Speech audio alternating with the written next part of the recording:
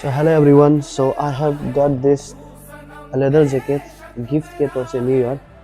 और ये कौन दिया है उसका हमको फ़ोन नंबर और नाम पता नहीं है, but I have got this. और ये एड्रेस है, मेघालय का एड्रेस है। So thank you so much. हमको एक्चुअली लेदर जैकेट हमको बहुत छपरी लगता है, बट हमको गिफ्ट में दिया है, तो आज यूज इट। और बैक में हम यहाँ में मेरे यूट्यूब लोगो बाद में वो करेगा, प्रिंट करेगा, and I show you this is how I look. तो जो भी हमको गिफ्ट किया उसको मैं वीडियो बना दे रहा है।